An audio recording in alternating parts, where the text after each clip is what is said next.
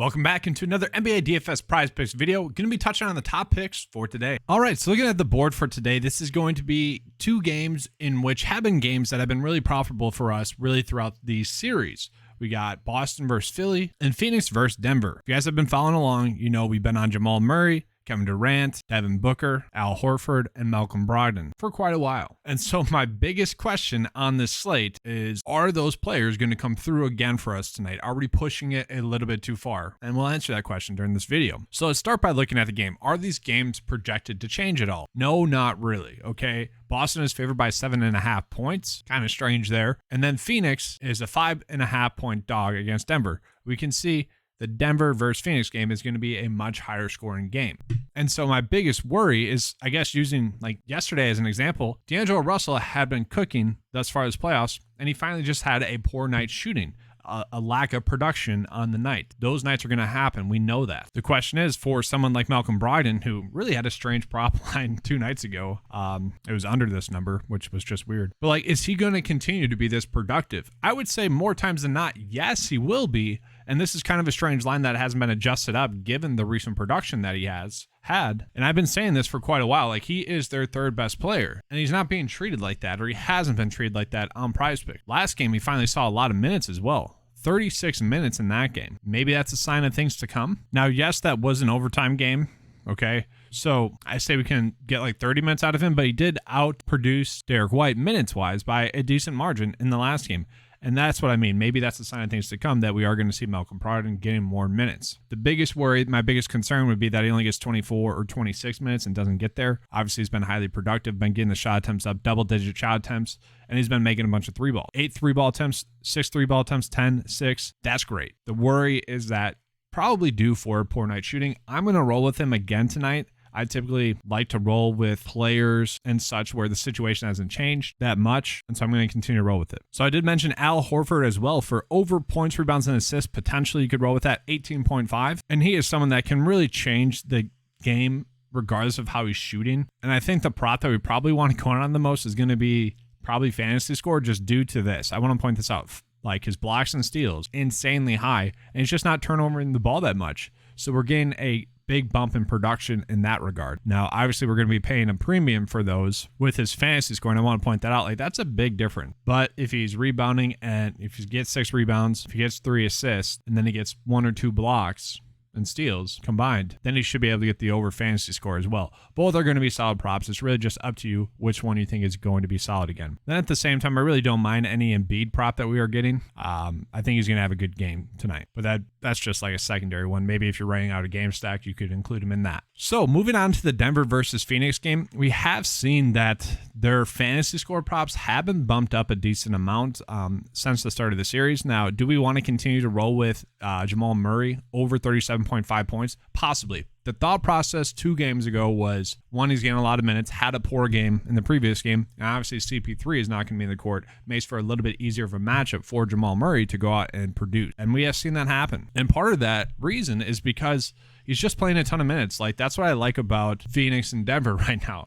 Their players are, or their starters, the players that you want to be on, are just playing a ton of minutes. That makes it a little bit easier. That makes the ups and downs not as vast. And with the amount of shot attempts that Jamal Murray has been getting, I expect him to be able to get there. 25, 29, 15, terrible day shooting, 0 for 9, bounced back fine like we would have thought. 24, 23, like he has just been playing a lot of minutes and shooting the ball a lot. And so obviously if that continues, I would say it's likely that he does produce again. And so the question is points, rebounds, and assists, or fantasy score. That's going to be up to you guys. I like both of them. I think they both correlate pretty well. Hasn't exactly been turning the ball over too much, and he's averaging about a steal as well. So either way, that should kind of negate each other. And then from there, we get into Devin Booker as well, just playing a ton of minutes. He has been efficient shooting the basketball, and that's kind of my biggest worry, is that, all right, he is due to have less of an efficient night shooting. I mean, so far this series, 500%, almost 500, like he has just been dialed in. And so not even a poor night shooting, just the average night shooting. Like he is due for that type of day. Granted though, Vegas thinks it's going to be a higher scoring game, so they don't exactly see that happening. And I was actually just curious as to the lines we are getting for Jamal Murray, just based off of the data we have coming in for his fantasy score.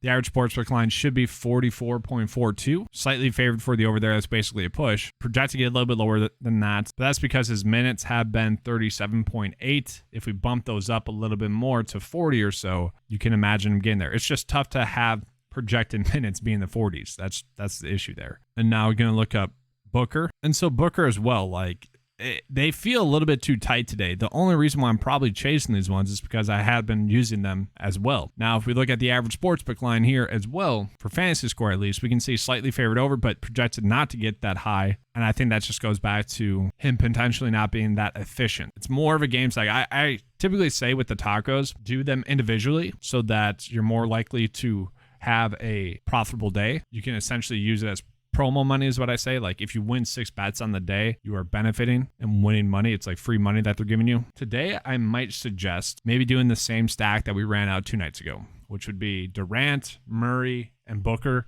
If the game's going off, again, it'd be because these players are going off again. And the direct reason why I like these is the CP3 effect. With him already ruled out, we have seen the production instantly go to Kevin Durant and also Devin Booker. We have also seen Jamal Murray be more productive as well. The question you have to ask yourself is which one do you want to chase? I don't mind any of these, like fantasy score, points, rebounds, and assists. They all pretty much work. And I know some people are probably going to ask about Jokic. If you want to toss in that in a game stack as well, just really betting on the game going over, I'm fine with that. If you want to go Jokic, Murray, Booker, Durant, I'd be fine with that. So now just looking at some other props that we have potentially available for the taco. And so it is pretty early for the board. And as we can see, we're not really getting that many favorable props just yet. That is a typical Taco Tuesday. The lines are a lot tighter.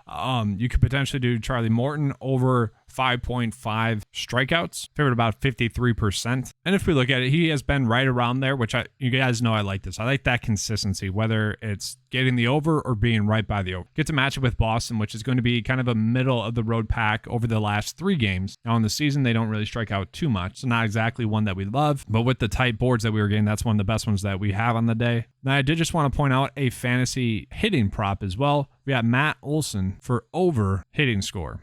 Projected PrizePicks line has it set at 7.5.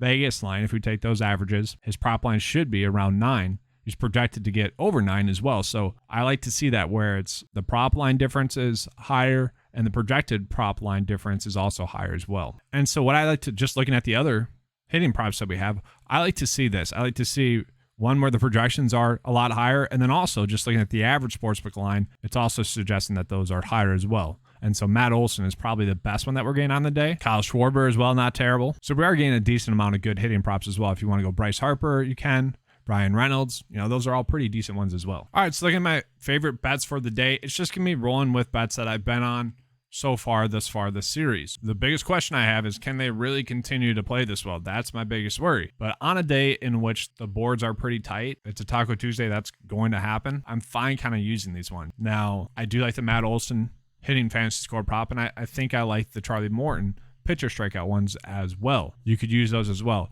I see these as more of stacking opportunities though, okay? And I typically say bet the taco individually 5 times. That way, if all the tacos hit, you only need to hit 2 bets per taco. 6 total have a profit. Obviously, more than that's going to be great. And if you have a bad day, it's not going to hurt as much because, well, you're just not losing that much then. And in the long term, it's going to be a very successful approach. But today, it might be a situation in which we stack the games based off of how they're projected to play. So with that, I wouldn't mind stacking these ones together as well for that reason. Obviously, if you guys see any taco or any prop bets that you like, let us know in the comment section below. It's a big day, Taco Tuesday. We're all trying to cash together. Let's have a good slate. And as always, let's keep cashing. If you guys want to, make sure to like and subscribe. Have the 9to5 membership for $10 a month as well. Gives you access to that cheat sheet as well as the Underdog cheat sheet. All right, let's keep cashing.